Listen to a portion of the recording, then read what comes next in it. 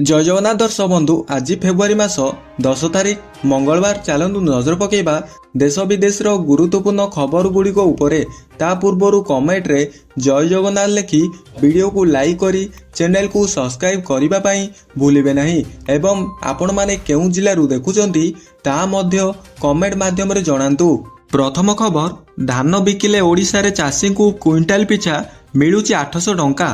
अतिरिक्त इन्सुरेंस सहायता केवल ओडिशा नुहे किछि राज्य चाषी मध्य अतिरिक्त इनपुट सहायता रे लाभार्थी हेले केन्द्रर राउतरे आसीची राज्य देउथिबा अतिरिक्त इनपुट सहायता धान और गहम रे मिलुथिबा एही सहायता रे अन्य चाषी को भयंकर भावे प्रभावित करुथिबारु जानिबा परे केन्द्रर चिठी चाषी को चिंता बढ़ाइछि। राज्यर बीजेपी सरकार को आसीथिबा परे धान उपरे 800 टंकार इनपुट सहायता घोषणा करी चाषी कूल को खुशी करी देइथिले, जार प्रभाव चाष जमी रे देखिबाकू मिलिथिला। 800 टंका पाई वर्षकरे धान चाष 20 लाख मेट्रिक टन अधिक वृद्धि पाइथिला। सेही भली उत्पादक संकट दूर करने एनएसपी बाद धान और गहम उपरे चाषी को केवल देउथिबा अतिरिक्त सहायता। अन्य किछि राज्य मध्य समान पंथा आपणाइचंती हेले एबे एहार तर्जमा करी धान और गहम उपरे अतिरिक्त सहायता राशि बंद पाई पदक्षेप नेबाकू केरल सरकार को चिठी करिछि केंद्र। केरल को केंद्र लेखुथिबा एही चिठी ओडिशा चाषी को चिंता बढ़ाई देइछि। परवर्ती खबर, धान अमल करी बिक्री करबाकू अपेक्षा करिछि अन्नदाता हेले टोकन मिली नथिबारु बिकी पारुनी। जेउ मानकू टोकन मिलिछि टार्गेट आଳରେ सेमानकू धान भी उठाई जाउछि, जाहाकू नै चाषी असंतोष बढ़िबारे लागिछि। अन्यपटे मंडी प्रसंगरे सरकार को घेरिछि विरोधी दल नेता नवीन पट्टनायक। कड़ा जवाब देइछि शासक दल। जमीरे झाड़ बुआई धान अमल करिबा परे एबे बिक्री करिबाकू चाषी संघर्ष करुछि। मंडीरू धान उठोई नथिबारु हताश होई आंदोलन को ओह्लाइचंती अन्नदाता। मालकानगिरी कालीमेया जातीय राजपथ पेटेरू दीर्घ दिन हेब शिखपाली मंडीरू धान न उठेइथिबारु ओ कटमिछ नटी को विरोध करी चाषी विक्षोभ करिसंती। 2 दिन तले समान अभियोग आनी कालीमेला मेटू 326 जातीय राजपथर लक्ष्मीपुर निकटरे चाषी राजरास्ता को करिथिले। मालकानगिरी नुहे राज्यर विभिन्न स्थानरू समान अभियोग आसिबारे लागिछि, जाहाकू प्रसंग करी सरकार को घेरिचंती विरोधी दल नेता नवीन पट्टनायक। उद्वेग प्रकाश करने सह मुख्यमंत्री मोहन माझी को चिठी लेखि आंदोलनर चेतावनी देइचंती। चिठी रे उल्लेख करिचंती निर्वाचनी प्रतिश्रुति पालन करि नाहांती सरकार। कटनी छटनी रे चाषी बेहला होउचंती। मंडी गुड़िकरे क्विंटाल पिछा 5 ରୁ 7 किलो कटा जाउची। मिलर स्थानीय अधिकारी मंदु चंद्रिका जोगु चाषी माने निजर परिश्रमर मूल्य पाउनाहांती। सेपटे धान किणारे अवस्थापित प्रतिवाद रे बलांगीर एकाठी होइचंती बीजेडी नेता कर्मी। चाषी हक दाबी रे विक्षोभ धारणा देइचंती विरोधी को समालोचना करिचंती बीजेपी। परवर्ती खबर, अधिक रोजगार आशारे दादन खटिबाकू जाई प्राण हराइथिबा भली घटना बारंबार देखिबाकू मिलिछि। नवरंगपुर जिलार झरिंगा ब्लॉक बटेंगार मेरा पंचायत अंतर्भूत भालुघाट ग्रामर जड़े युवक दादन खटिबा पाई हैदराबाद जाइथिबा बेले अंडा ट्रे रे तैयारी मेसिन स्पर्श रे आसी मृत्यु होइछि थिबा परिवार लोके सूचना देइचंती। सूचना प्रकार जिलार झरिंगा ब्लॉक रो भालुघाट ग्रामर गोविंद जानी स्त्री सबिता झील मती 3 पुओ बुलू कुल्लू और लुलू सपरिवार गत मासक तले हैदराबाद स्थित जंगल पेटरे थिबा अंडा ट्रे निर्माण कंपानी रे कार्य करिबा पाई जाइथिले। गत मास पर्यंत सेठारे सुरकुर रे काम करि आसुथिले। तेबे गतकाली सकाळ प्राय 7टा बेले गोविंद जानी पुओ बुल्लू जानी 20टी अंडा ट्रे मेसिन सफा करिबा पाई जाइथिले। ସଫା କରିବା ସମୟରେ ହଠାତ୍ ମେସିନ୍ ଷ୍ଟାର୍ଟ ହୋଇ ଯାଇଥିବା ବେଳେ ଯୋଗୁଁ ମେସିନ୍ରେ ଲାଗିଥିବା କନଭେଟର ବ୍ଲେଡ୍ ସଂସ୍ପର୍ଶରେ ଆସି ଟାଣ ହୋଇ ପୁଅ ବୁଲୁର ମୃତ୍ୟୁ ହୋଇଥିବା ବାପା ଗୋବିନ୍ଦ କହିଛନ୍ତି। ଘଟଣା ସମ୍ପର୍କରେ ହାଇଦ୍ରାବାଦରୁ ଅନ୍ୟ ଶ୍ରମିକଙ୍କ ଜରିଆରେ ପରିବାର ଲୋକେ ସୂଚନା ପାଇଥିଲେ। ଗ୍ରାମବାସୀଙ୍କ ପକ୍ଷରୁ କିଛି ଲୋକ ଘଟଣା ସମ୍ପର୍କରେ ଜାଣି ତୁରନ୍ତ ହାଇଦ୍ରାବାଦ ଯାଇଥିଲେ। ସେଠାରେ ମାଲିକ ସହ ଆଲୋଚନା କରିଥିଲେ। ଶେଷରେ ମାଲିକ କିଛି ଟଙ୍କା ଦେଇ ଆମ୍ବୁଲାନ୍ସ ଯୋଗେ ପରିବାର ସହ ବୁଲୁର ମର ଶରୀର ଭାଲୁଘାଟ ଗ୍ରାମକୁ ପଠାଇଥିଲେ। ଅର୍ଦ୍ଧରାତ୍ରରେ ମର ଶରୀରର ସହ ପରିବାର ଲୋକେ ପହଞ୍ଚିଥିଲେ। ଆଜି ସକାଳୁ ସମ୍ପର୍କୀୟ ଓ ଗ୍ରାମବାସୀ ଆସିବା ପରେ ନିଜ ଭାଲୁଗୁଡ଼ା ଶ୍ମଶାନରେ ଶେଷକୃତ୍ୟ ସମ୍ପନ୍ନ କରାଯାଇଥିଲା। ପରବର୍ତ୍ତୀ ଖବର, ପ୍ରଧାନମନ୍ତ୍ରୀ ନରେନ୍ଦ୍ର ମୋଦି ଆଜି ସେସାଇଲ୍ ପାଇଁ 175 ମିଲିୟନ ଆମେରିକୀୟ ଡଲାର ମୂଲ୍ୟର ଏକ ସ୍ୱତନ୍ତ୍ର ଆର୍ଥିକ ପ୍ୟାକେଜ ଘୋଷଣା କରିଛନ୍ତି। ସେସେଲ୍ସର ରାଷ୍ଟ୍ରପତି ଡକ୍ଟର ପାଟ୍ରିକ୍ ହର୍ମିନିଙ୍କ ସହିତ ନୂଆଦିଲ୍ଲୀରେ ଏକ ମିଳିତ ସାମ୍ବାଦିକ ସମ୍ମିଳନୀକୁ ଉଦ୍ବୋଧନ ଦେଇ ପ୍ରଧାନମନ୍ତ୍ରୀ କହିଛନ୍ତି, ସେସେଲ୍ସର ଗୃହ ନିର୍ମାଣ, ଇ-ମୋବିଲିଟି, ବୃତ୍ତିଗତ ପ୍ରଶିକ୍ଷଣ, ସ୍ୱାସ୍ଥ୍ୟ, ପ୍ରତିରକ୍ଷା, ସାମୁଦ୍ରିକ ନିରାପତ୍ତା ପାଇଁ ଏହି ଆର୍ଥିକ ସହାୟତା ଯୋଗାଇ ଦିଆଯାଇଛି। ସ୍ୱାସ୍ଥ୍ୟ, ଜଳବାୟୁ, ସୂଚନା ପ୍ରଯୁକ୍ତି ଏବଂ ସୁପ୍ରଶାସନ ଆଦି କ୍ଷେତ୍ରରେ ଦୁଇ ଦେଶ ମଧ୍ୟରେ ଆଜି ମଧ୍ୟ 7ଟି ଚୁକ୍ତି ସ୍ୱାକ୍ଷରିତ ହୋଇଛି। ପ୍ରଧାନମନ୍ତ୍ରୀ ଶ୍ରୀ ମୋଦି କହିଛନ୍ତି, ଭାରତର ସାମୁଦ୍ରିକ ପଡ଼ୋଶୀ ସେସେଲ୍ସ ଏକ ନିର୍ଭରଯୋଗ୍ୟ ଆଶୀର୍ବାଦ। ଭାରତର ମହାସାଗର ଦୃଷ୍ଟିକୋଣ ପାଇଁ ସେସେଲ୍ସର ଏକ ସ୍ୱତନ୍ତ୍ର ସ୍ଥାନ ରହିଛି। ସେସେଲ୍ସର ରାଷ୍ଟ୍ରପତି ଡକ୍ଟର ହର୍ମିନି କହିଛନ୍ତି, ତାଙ୍କର ଭାରତ ଗସ୍ତ ଦୁଇ ଦେଶ ମଧ୍ୟରେ ଥିବା ବନ୍ଧୁତା ଓ ପାରସ୍ପରିକ ସମ୍ମାନକୁ ଦର୍ଶାଉଛି। ପରବର୍ତ୍ତୀ ଖବର, ଆଜି ମୁଖ୍ୟମନ୍ତ୍ରୀଙ୍କ 17ତମ ଜନ ଅଭିଯୋଗ ଶୁଣାଣି କାର୍ଯ୍ୟକ୍ରମରେ 70 ଅଭିଯୋଗ ଆସିଥିଲା। ଅଭିଯୋଗ ଗୁଡ଼ିକର ଆଲୋଚନା ହୋଇ ସମ୍ପୃକ୍ତ ବିଭାଗକୁ ପଠାଯାଇଛି।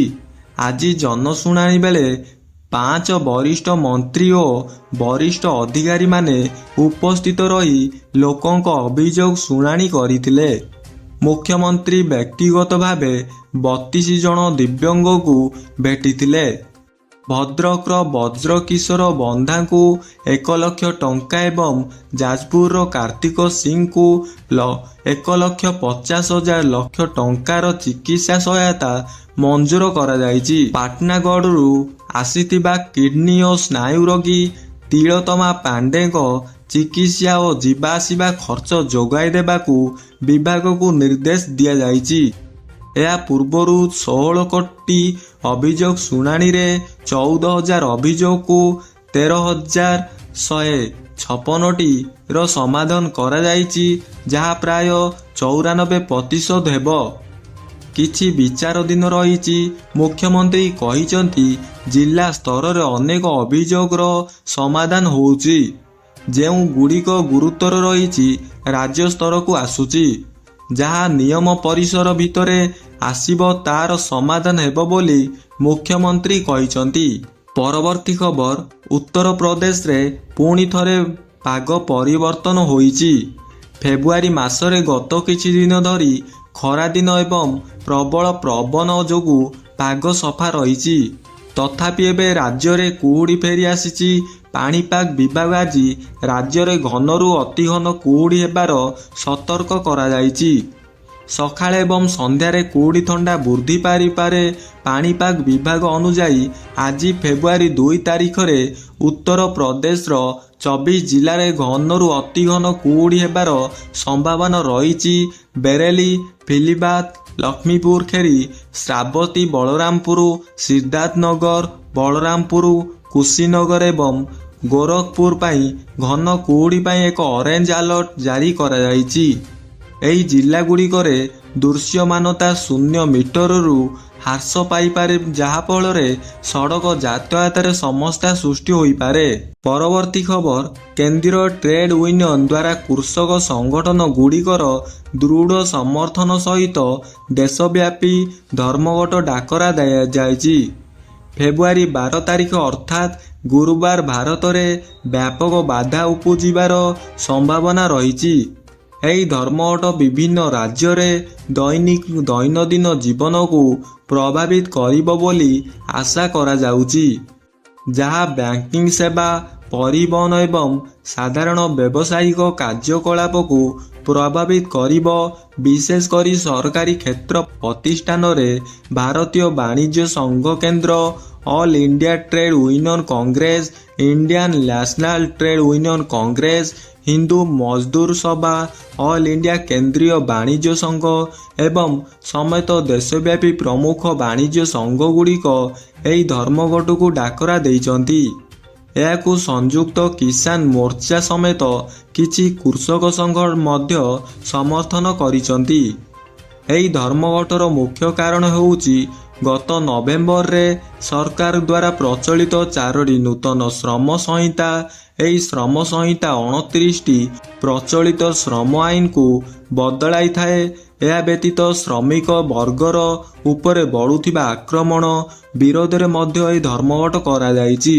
ପରବର୍ତ୍ତୀ ଖବର, ଭାରତୀୟ ରେଳବାଇରେ ଯାତ୍ରା କରୁଥିବା ଲୋକଙ୍କ ପାଇଁ ଏହା ଏକ ଗୁରୁତ୍ୱପୂର୍ଣ୍ଣ ଖବର। ଦେଶର ସୀମାରେ ସୁରକ୍ଷାକୁ ସୁଦୃଢ଼ କରିବା ପାଇଁ ଭାରତୀୟ ରେଳବାଇ ଏକ ବଡ଼ ପଦକ୍ଷେପ ନେଇଛି। ଏହି ପଦକ୍ଷେପର ଅଂଶସ୍ୱରୂପ ବାଂଲାଦେଶ ଏବଂ ନେପାଳ ସହିତ ଅନ୍ତର୍ଜାତୀୟ ସୀମାରେଖା ପାର୍ଶ୍ୱରେ ସଂରକ୍ଷିତ ଟ୍ରେନ୍ରେ ଯାତ୍ରା କରିବା ଆଉ ପୂର୍ବ ଭଳି ସହଜ ହେବ ନାହିଁ। ରେଳମନ୍ତ୍ରୀ ମୁଖ୍ୟାଳୟ ଏହି ଅଞ୍ଚଳଗୁଡ଼ିକରେ ପରିଚୟ ପତ୍ର ଯାଞ୍ଚକୁ ବାଧ୍ୟତାମୂଳକ କରିଛି। ଏହି ନିଷ୍ପତ୍ତି ସିଧାସଳଖ ବୈଧ ପରିଚୟ ପତ୍ର ବିନା ସଂରକ୍ଷିତ ଟିକେଟରେ ଯାତ୍ରା କରିବାକୁ ଚେଷ୍ଟା କରୁଥିବା ଯାତ୍ରୀମାନଙ୍କ ଉପରେ ପ୍ରଭାବ ପକାଇବ। ରେଳବାଇର ନୂତନ ନିୟମ କ'ଣ ଦେଖନ୍ତୁ ଫ୍ରେଣ୍ଡସ୍। ରେଳବାଇ ବୋର୍ଡ ପକ୍ଷରୁ ସମସ୍ତ ଜୋନାଲ ରେଳବାଇକୁ ଏକ ଚିଠି ଜାରି କରି ସ୍ପଷ୍ଟ ନିର୍ଦ୍ଦେଶ ଦେଇଛି। ଏହା ଅନୁଯାୟୀ ସଂରକ୍ଷିତ ଶ୍ରେଣୀରେ ଯାତ୍ରା କରିବା ସମୟରେ ଅତି କମ୍ରେ ଜଣେ ଯାତ୍ରୀଙ୍କୁ ସେମାନଙ୍କର ମୂଳ ପରିଚୟ ପତ୍ର ଦେଖାଇବାକୁ ପଡ଼ିବ। ଯଦି ଏହା କରାଯାଏ ନାହିଁ, ତେବେ ସମଗ୍ର ଗୋଷ୍ଠୀକୁ ବିନା ଟିକେଟରେ ଯାତ୍ରା କରୁଥିବା ଭାବରେ ବିବେଚନା କରାଯିବ ଏବଂ ନିୟମ ଅନୁଯାୟୀ କାର୍ଯ୍ୟାନୁଷ୍ଠାନ ନିଆଯିବ। ପରବର୍ତ୍ତୀ ଖବର, ପରିବାର ଲୋକଙ୍କ ଦାୟିତ୍ୱହୀନତା ଯୋଗୁଁ ଉକୁଣି ପାଇଁ ଜଣେ 12 ବର୍ଷୀୟା ନାବାଳିକାର ଜୀବନ ଚାଲିଯାଇଛି। ଘଟଣା ଘଟିଛି ପୁରୀ ଜିଲ୍ଲା ବଳଙ୍ଗା ଥାନା ଅନ୍ତର୍ଗତ ଚମ୍ପାଗଡ଼ ସାହିରେ। ମୃତକ ହେଲେ ଲିଙ୍ଗରାଜ ସାହୁଙ୍କ ଝିଅ ଲକ୍ଷ୍ମୀପ୍ରିୟା ସାହୁ। ଏବଂ ଦେଖନ୍ତୁ, ଡାକ୍ତରୀ ନାମ ଲେଖା ପାଇଁ ଆବେଦନ ଆରମ୍ଭ। ମେ 3ରେ ନିଟ୍ ୟୁଜି ଓଡ଼ିଆ ସମେତ 13 ଭାଷାରେ ପରୀକ୍ଷା। ସୂଚନା ମୁତାବକ ଲକ୍ଷ୍ମୀପ୍ରିୟା ସ୍ଥାନୀୟ ବିଦ୍ୟାଳୟରେ 6ଠ ଶ୍ରେଣୀରେ ପଢ଼ୁଥିଲେ। କିଛି ମାସ ତଳେ ତାଙ୍କ ମୁଣ୍ଡରେ ଉକୁଣି ହୋଇଥିଲା। ଅନେକ ପ୍ରତିକାର କରିବା ସତ୍ତ୍ୱେ ଭଲ ହେଉନଥିଲା। ମା ସତ୍ୟଭାମା ସାହୁ ଲଣ୍ଡା ହେବାକୁ କହିଥିଲେ, ହେଲେ ଲକ୍ଷ୍ମୀପ୍ରିୟା ରାଜି ହୋଇନଥିଲେ। ଏହି ଭିତରେ ଉକୁଣିଗୁଡ଼ିକ ଖପୁରିକୁ ଆକ୍ରମଣ କରିଥିଲେ। ମୁଣ୍ଡ ଗନ୍ଧ ହେବାରୁ ଲକ୍ଷ୍ମୀପ୍ରିୟା ବାହାରକୁ ବାହାରିବା ବନ୍ଦ କରିଦେଇଥିଲେ। ମୁଣ୍ଡରେ ଚୁଟି ରହିଥିବାରୁ ପରିବାର ଲୋକ କିଛି ଜାଣିପାରୁନଥିଲେ। 3 ଦିନ ତଳେ ହଠାତ୍ ତାଙ୍କର ରକ୍ତବାନ୍ତି ହେଉଥିଲା। ପରିବାର ଲୋକେ ଲକ୍ଷ୍ମୀପ୍ରିୟାକୁ ପୁରୀ ମେଡିକାଲକୁ ନେଇଥିଲେ। ଚିକିତ୍ସାଧୀନ ଅବସ୍ଥାରେ ଶନିବାର ରାତିରେ ଲକ୍ଷ୍ମୀପ୍ରିୟାଙ୍କ ମୃତ୍ୟୁ ଘଟିଥିଲା। ପରବର୍ତ୍ତୀ ଖବର, ଠକେଇର ବଦଳୁଛି ଟ୍ରେଣ୍ଡ। ନୂଆ ନୂଆ ତରିକା ଆପଣାଉଛନ୍ତି। ଫିଜିକାଲ ଅପେକ୍ଷାରେ ଠକଙ୍କୁ ପସନ୍ଦ ଡିଜିଟାଲ ଠକେଇ। ଛୋଟ ପିଲାଙ୍କଠାରୁ ବୟସ୍କ ସମସ୍ତେ ଏଥିରେ ଶିକାର ହେଉଛନ୍ତି। ଦୈନିକ ଆସୁଛି ମାଳ ମାଳ ମାମଲା। ତେବେ ଏହି ଖବର ଭିତରେ ଉତ୍ତର ପ୍ରଦେଶ ଆଲିଗଡ଼ ଘଟଣା ଚାଞ୍ଚଲ୍ୟ ଖେଳାଇ ଦେଇଛି। ଠିକାଇର ଶିକାର ହୋଇଛନ୍ତି ଖୋଦ୍ ପଞ୍ଜାବ ନ୍ୟାସନାଲ ବ୍ୟାଙ୍କର ଅବସରପ୍ରାପ୍ତ ଡେପୁଟି ଜେନେରାଲ ମ୍ୟାନେଜର। ଡିଜିଏମ୍ ପ୍ରାୟ 1,10 କୋଟି ଟଙ୍କା ହାଇଛନ୍ତି। ସେହି କିଭଳି ସାଇବର ଠକେଇର ଶିକାର ହେଲେ, କିଭଳି ତାଙ୍କ ବ୍ୟାଙ୍କ ଆକାଉଣ୍ଟ ଖାଲି ହୋଇଗଲା, ଏହାର ଏକ ଭିଡ଼ିଓ ସେୟାର କରିଛନ୍ତି ନିଜେ ପୀଡ଼ିତ। ନିଜ ଏକ୍ସ ଆକାଉଣ୍ଟରେ ଏହାକୁ ପୋଷ୍ଟ କରି ସାଇବର ସୁରକ୍ଷା 3ଟି ଜରୁରୀ କଥା ଉଲ୍ଲେଖ କରିଛନ୍ତି। ଆସନ୍ତୁ ଜାଣିବା ଏହାର ସମ୍ପୂର୍ଣ୍ଣ ଘଟଣା ଭଳି। 3ରୁ 40% ଲାଭର ମିଛ ଅଫର। ପଞ୍ଜାବ ନ୍ୟାସନାଲ ବ୍ୟାଙ୍କର ଅବସରପ୍ରାପ୍ତ ଜେନେରାଲ ମ୍ୟାନେଜର ଦିନେଶ ଶର୍ମା କହିଛନ୍ତି 2025 ନଭେମ୍ବର 2 ତାରିଖ ତାଙ୍କୁ ଏକ ଲୋଭାତ୍ମକ ମେସେଜ ଆସିଥିଲା, ଯେଉଁଥିରେ 30ରୁ 40% ଲାଭ ମିଳିବାର ସୂଚନା ରହିଥିଲା। ପ୍ରଥମେ ଦିନେଶ ଏହାକୁ ସାଇବର ଠକେଇ ବୋଲି ସନ୍ଦେହ କରିଥିଲେ। ହ୍ୱାଟ୍ସଆପ୍ ଗ୍ରୁପରେ ସାମିଲ କରାଗଲା। ଏହାପରେ ଠକମାନେ ଦିନେଶ ଶର୍ମାଙ୍କୁ ଏକ ହ୍ୱାଟ୍ସଆପ୍ ଗ୍ରୁପରେ ଯୋଡ଼ି ଦେଇଥିଲେ, ଯେଉଁଠାରେ କିଛି ଲୋକ ନିଜ ଲାଭାଂଶର ସ୍କ୍ରିନଶଟ୍ ସେୟାର କରୁଥିଲେ। ଏହା ଦେଖି ଦିନେଶ ଧୀରେ ଧୀରେ କିଛି ତଥ୍ୟ ବିଶ୍ୱାସ କରିବାକୁ ନେଇଥିଲେ। ଏଠାକୁ ଆରମ୍ଭ ହୋଇଥିଲା ସାଇବର ଠକେଇର ଅସଲ ଖେଳ। ଠକ ଗ୍ରୁପ ପ୍ରଥମେ ବିଶ୍ୱାସକୁ ନେବା ପାଇଁ ଛୋଟ ନିବେଶ କରିବାକୁ ଚାପ ପକାଇଥିଲେ। ଏଥିରେ ମାନି ଯାଇଥିଲେ ପଞ୍ଜାବ ନ୍ୟାସନାଲ ଗ୍ରୁପର ଅବସରପ୍ରାପ୍ତ ଡେପୁଟି ଜେନେରାଲ ମ୍ୟାନେଜର। 5,000ରୁ ଆରମ୍ଭ 1.10 କୋଟିରେ ଶେଷ। ଦିନେଶ ଶର୍ମା ସାଇବର ଠକଙ୍କ କଥାରେ ଭାସି ଯାଇ ପ୍ରଥମେ 5,000 ଟଙ୍କା ନିବେଶ କରିଥିଲେ। ଏଥିରେ ତୁରନ୍ତ ଲାଭବାନ ମିଳିଯାଇଥିଲା। ଏକ ଭର୍ଚୁଆଲ ଆପ୍ ମାଧ୍ୟମରେ ଲାଭ ସେ କରୁଥିବାରୁ ସେ ଅଧିକ ଟଙ୍କା ନିବେଶ କରିଥିଲେ। ମଣିଷର ଲୋଭ ହୋଇଥିଲା ଯେ ରାତାରାତି କୋଟିପତି ହେବାର ନିଶା ଘାରିଥିଲା। ଦିନେଶ ଲୋଭରେ ପଡ଼ି ନିଜ ଜୀବନର ସବୁ ସଞ୍ଚୟ ଅର୍ଥାତ୍ 1.10 କୋଟି ଟଙ୍କା ଲଗାଇ ଦେଇଥିଲେ। ଆଉ ଏହାର ଫିରାକ ଥିବା ସାଇବର ଠକ ତୁରନ୍ତ ଅବସରପ୍ରାପ୍ତ ବ୍ୟାଙ୍କ ମ୍ୟାନେଜରଙ୍କୁ ଲୁଟି ନେଇଥିଲେ। କ୍ଷଣକ କରି ଖାଲି ହୋଇଯାଇଥିଲା ବ୍ୟାଙ୍କ ଆକାଉଣ୍ଟ।